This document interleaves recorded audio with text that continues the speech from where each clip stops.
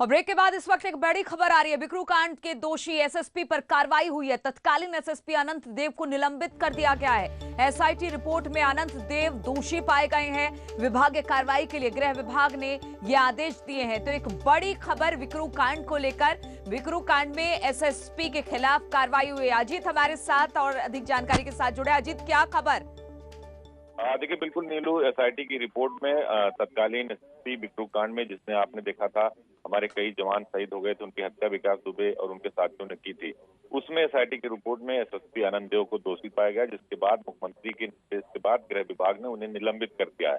और बड़ी खबर आपको बता दें कि एसआईटी रिपोर्ट में 80 अधिकारियों को दोषी पाया गया, जिनमें से 50 के खिलाफ कार्रवाई की संस्तुति की गई है, जबकि 30 के खिलाफ प्रशासनिक सुधार की संस्तुति की गई है। तो अभी भी जो एसीपी प्रद्युम्न है, इसके अलावा जो 1990 से लेकर 2020 तक यानी 30 सालों के अंदर जिन जिन लोगों ने विकास दुबे की मदद की थी और वहां तैनाती थे, वो चाहे पुलिस अफसर हो चाहे प्रशासनिक अफसर हो, उनका जिक्र भी एसआईटी रिपोर्ट में 3,500 पन्नों की रिपोर्ट सौंपी गई थी नीलू, जिसको बहुत गहनता से मुख्यमंत्री ने इसको अध्ययन किया। यानी अजीत, आने वाले दिनों में और अधिकारियों पर गाज गिर सकती है, जिस तरह से एसएसपी साहब पर।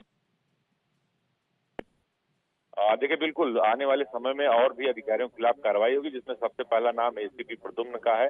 उनके खिलाफ कार्रवाई होगी। इसके साथ ही जो 50 और अधिकारी, उनमें दोष के आधार पर, जिस तरह से एसआईटी के जो अध्यक्ष थे संजय भूसरेड्डी, उन्होंने अपनी रिपोर्ट में जिन जिन लोगों को दोषी और लापरवाह ठहराया है, उनके खिलाफ कार्रवाई होगी। अभी सिर्फ आनंद देव जो एसएसपी थे उस समय, उनको निलंबित किया गया, उनके खिलाफ विभागीय कार्रवाई के आदेश दिए गए हैं। इसके बाद अभी और कई अफसरों पर कार्रवाई का सिलसिला जारी रहेगा नीलू।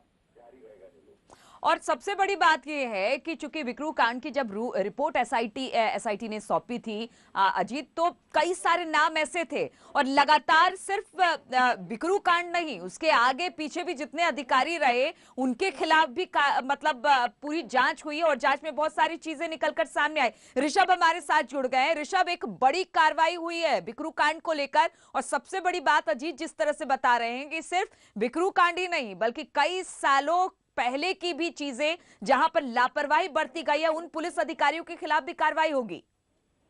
जी बिल्कुल सही है। एसआईटी ने अपनी रिपोर्ट जो दी है वो सिर्फ बिकरू कांड से जुड़ी हुई नहीं है, बल्कि वो विकास दुबे के आपराधिक और अपराध के वजह से खड़े किए गए आर्थिक साम्राज्य से संबंधित ये एसआईटी रिपोर्ट है, जिसमें पुलिस के, प्रशासन के, राजस्व के, सप्लाई के तमाम अधिकारियों के नाम है, जिन्होंने अप्रत्यक्ष रूप से या प्रत्यक्ष रूप से विकास दुबे को मजबूत होने में सहायता प्रदान की थी, या उसकी जो गुंडई थी, दबंगई थी, उसको नजरअंदाज किया गया है।